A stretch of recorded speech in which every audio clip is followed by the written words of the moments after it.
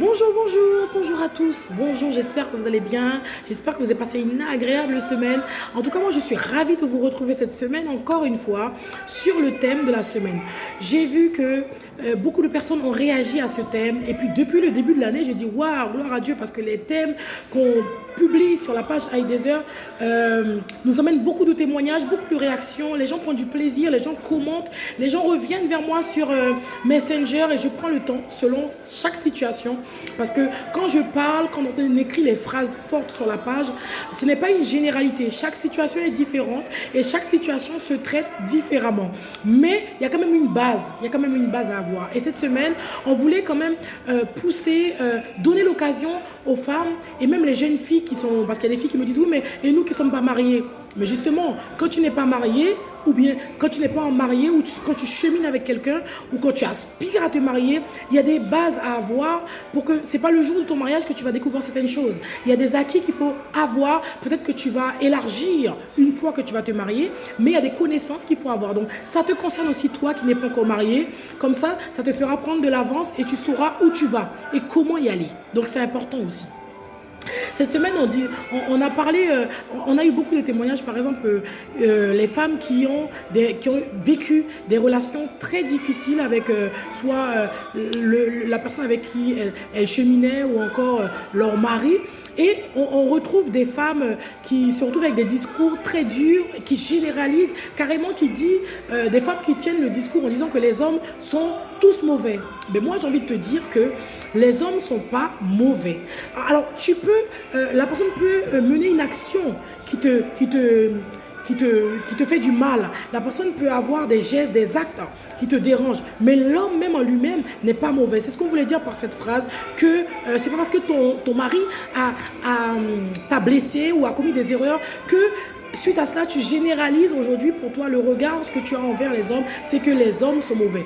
Tous les hommes ne sont pas mauvais. La personne peut mener une action qui t'a déplu, qui t'a fait mal, qui t'a froissé, qui t'a blessé. Ok, l'action n'est pas bonne. Mais l'homme même, en qualité d'homme, ne fait pas de lui une mauvaise personne. Peut-être qu'il fait des choses qui ne sont pas bien. Maintenant, c'est des choses à rectifier. On en parle, on discute. Et puis aussi, on a parlé du pardon. Le pardon, c'est carrément la base de la relation.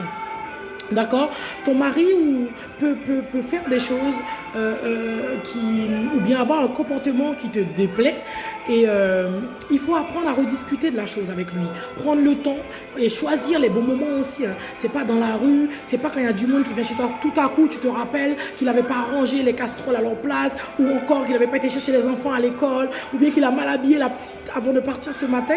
Et là, on profite de déballer tout. Non, moi je pense qu'il y a des moments propices. Il y a des occasions où tu peux prendre le temps de rediscuter avec ton mari sur certaines choses qui ne t'ont pas plu. Et à ce moment-là, on échange, on se dit les choses et on apprend à pardonner. Quand je dis pardonner, c'est vraiment faire un trait sur ce qui s'est passé et décider d'oublier, de mettre de côté et d'avancer. Pourquoi? Parce que l'homme n'est pas parfait, toi aussi tu n'es pas parfaite, toi aussi tu fais des choses, des fois sûrement qui doivent déranger ton mari, mais il avance avec. Il ne faut pas que dès qu'il y a un problème, qu'on fasse tout un drame, toute une histoire à partir d'une petite chose. Ça peut aller très loin.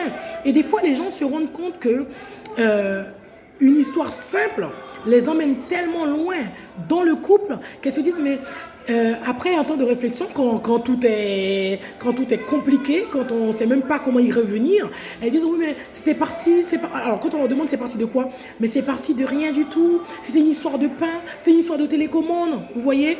Donc c'est pour ça que des fois, il ne faut pas forcément tout de suite partir en braise, tout de suite partir dans les choses extraordinaires, commencer à partir dans tous les sens. Il faut prendre du recul. Quelque chose s'est passé sur le coup que tu n'as pas compris. Il a eu un comportement qui t'a dérangé. Ok, tu prends note et ensuite tu te donnes l'occasion de revenir dessus avec lui. Et puis les hommes aussi, ils doivent être attentifs. Il faut prendre le temps d'écouter vos femmes. Quand une femme revient te voir, elle se plaint de quelque chose, elle se plaint de quelque chose que tu as fait ou de quelque chose que tu as dit ou d'un comportement que tu as eu qui l'a dérangé. Prends le temps de l'écouter et montre-lui que tu as entendu et que tu vas le rectifier. Montre-lui que tu as entendu, que dans l'avenir, dis-lui, parce qu'elle a besoin d'être rassurée, dis-lui que tu as entendu et que dans l'avenir, tu vas essayer de faire les choses autrement. D'accord? C'est aussi ça, s'aimer. C'est apprendre à s'excuser, apprendre à reconnaître les choses, apprendre à se pardonner. D'accord. Donc, c'est par exemple, la dernière fois, il y avait une histoire aussi qu'on avait eue. Et une femme avec qui j'ai eu l'occasion d'échanger, elle me disait, je ne peux plus reprendre mon mari. Je ne peux plus vivre avec mon mari en maison. J'ai dit, pourquoi? Parce que ma famille ne veut plus de lui. Je dis, ah, pourquoi? Mais c'est pas ta famille qui vit avec ton mari, c'est toi qui vis avec lui.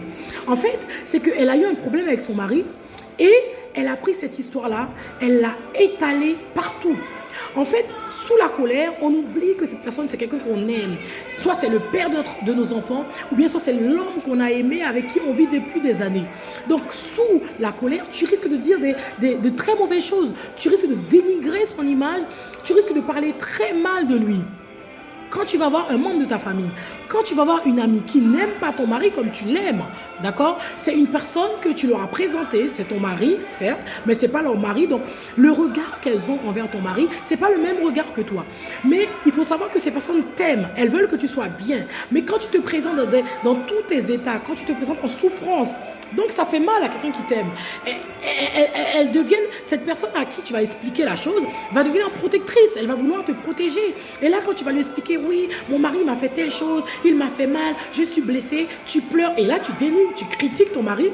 Quel est le regard que tu veux que cette personne ait envers ton mari? Mais la personne à ce moment-là va avoir un autre regard envers cet homme. Elle va le trouver méchant, elle va le trouver mauvais, elle va le trouver cruel, elle va le trouver irrespectueux.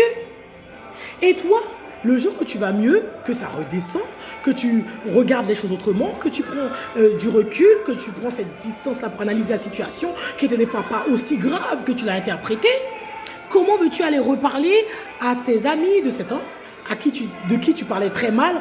Comment veux-tu aller reparler à tes parents de cet homme de qui tu parlais très mal? Comment veux-tu que leur regard change envers ton mari, sachant que ton mari, il ne l'aime pas comme tu l'aimes?